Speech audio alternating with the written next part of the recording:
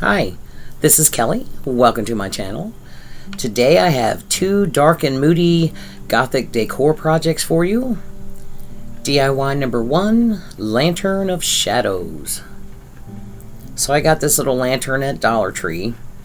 They were still $1.25 when I picked it up. I don't know if they still are. And I've already removed one section. And I'm just going to take my little wire snips here and cut out these side walls and just leave the little corner rails. And this didn't take that long, really. Kind of a pain, but once you get them snipped off, start getting it loose, it comes out pretty easily.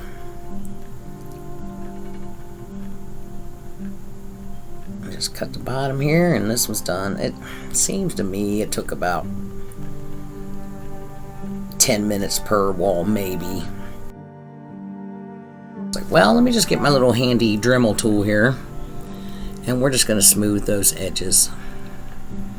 And they don't have to be absolutely perfect. We're going to wrap most of it in some creepy cloth, and it'll cover up where it's not perfect. And it's going to be painted black. Here you go. I spray painted the entire thing black, and the little light, I'd removed the LED light out of the bottom and painted it as well. And I just hand painted that because I didn't want to paint the flame.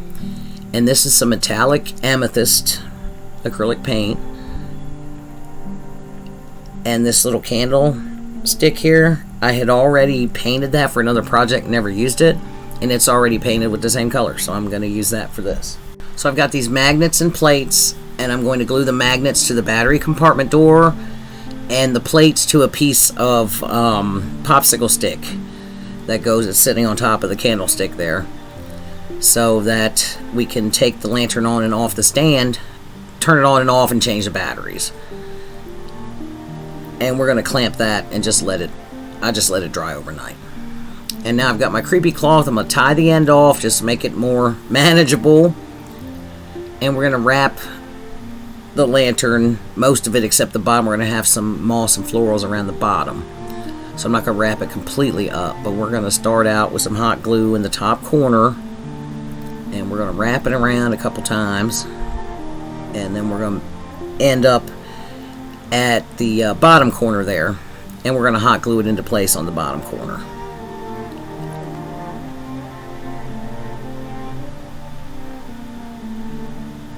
Add my glue. And get the other end down. Got my little spatula so I don't burn my fingers off. And we're going to make a little chiffon ribbon bow. Imagine that. And we want to do this before we add the moss because we want it coming out from under the moss. When this is sitting on the stand, we want the little bow to be able to hang down. So we're just layering black and burgundy and tying it off in the middle. And we just trim that excess string. And I've got it inside with each side of the bow coming out from either side of that post, corner, wall, whatever you want to call it. And we're going to glue that down in the corner there. And then we're going to go all the way around the bottom and add some black Spanish moss. I have some more of those foam roses, and I painted some black and painted some burgundy, and we're going to add those to each corner. We're going to alternate burgundy and black and have them kind of peeking out from either side of each of the corner posts. So we add the black one there. I'm sorry, it's hard to see. It's dark on dark here. And I'm putting the glue on the side of where the LED light sits instead of like directly on the moss if I can help it, because I want the rose to be glued to something other than the moss. And we're going to have a black one and a burgundy one on each corner.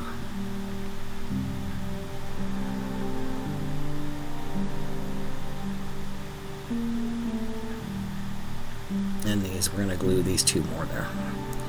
So the flowers are all in. Got my light on there. And I'm going to add a little moss to the top corners. And a little moss to the very top. And what I like about this is you can hang it up or put it on the stand. But yeah, you need to be able to get to it. I tried Velcro, did not work. It held, but it was too wobbly. It just didn't work. So I'm like, I know I got some magnets somewhere. And I'm just going to tie a little piece of burgundy and black chiffon ribbon to the little hoopty on top. And then there's my magnets at work. And that's what it's going to look like. So I'm going to take some E6000 and some hot glue and glue this piece of popsicle stick to the top of the candlestick. And there's my metal plates that the magnets will grab. And when you glue your magnets, don't paint the area first. Glue them and then paint around them. Trust me. And this beautiful little lantern is complete.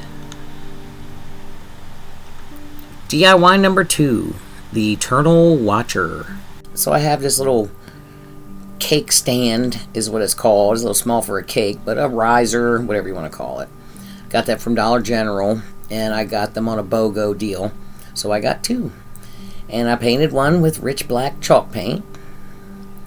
And now I'm dry brushing my Folk Art Black Currant, which is a really pretty dusty purple, dark purple.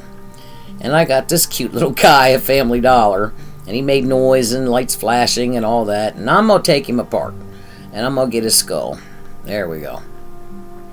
And I also removed the jaw. It just has it just plugs into 2 little holes on the side of the head there. And I'm gonna add some Mod Podge and some wrinkled up tissue paper. Now I got 1 big sheet to get started. You might want to get smaller sheets. It's a little easier to deal with, but it's okay if it overlaps, and you can tear the excess as you go. So it worked out just fine. And try not to smooth it out so much. Tap it down rather than rub it down, because you want to encourage those wrinkles. And we're going to add some layers, some smaller pieces over top here and there, and you always want to tear them. You don't want sharp cut edges. You want torn edges, and just keep adding and layering and getting some texture.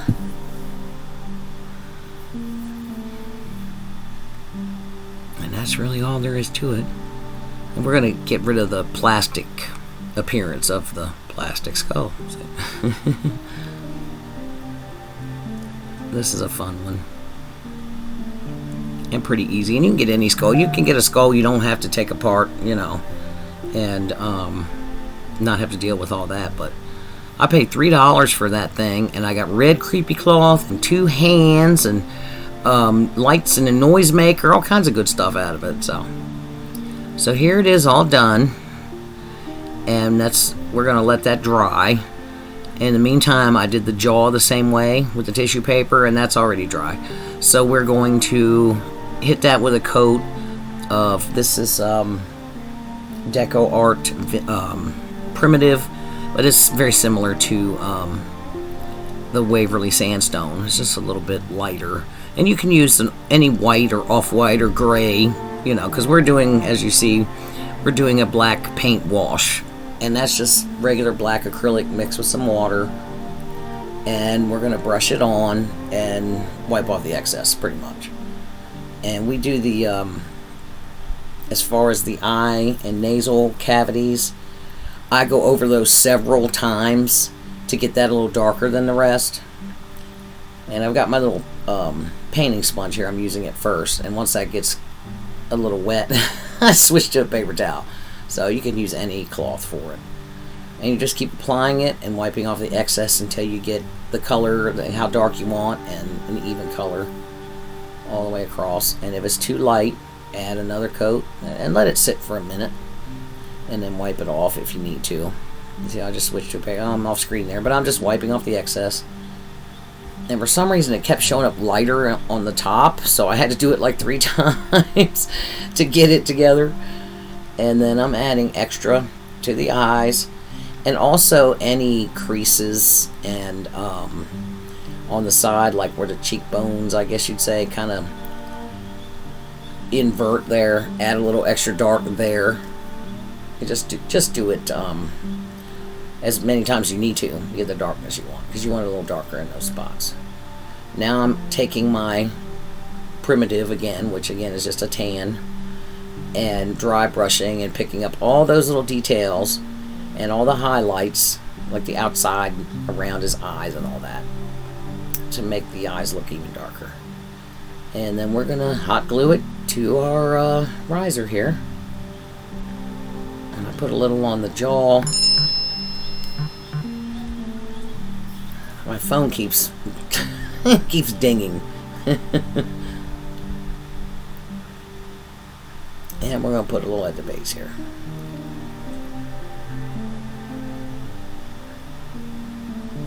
Make sure it's centered and get it in place. Then I'm going to add a little bit more to the sides. I'm going to put some moss and florals around it, so all that extra glue will be hidden. So I've got some black Spanish moss just setting in place around the base of the skull, and I'm going to add a little hot glue. And be careful, don't burn your fingers. I've got a spatula there to help me push it down without burning myself. And we're just basically going to attach it all the way around the base.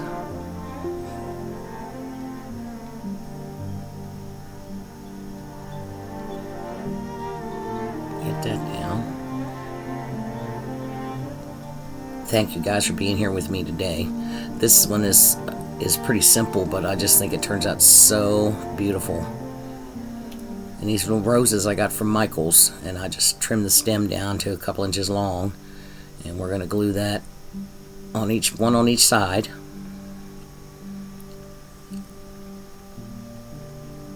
But yeah, your guys' support, your sweet comments, they just mean so much. It helps keep me on track, keep me on schedule.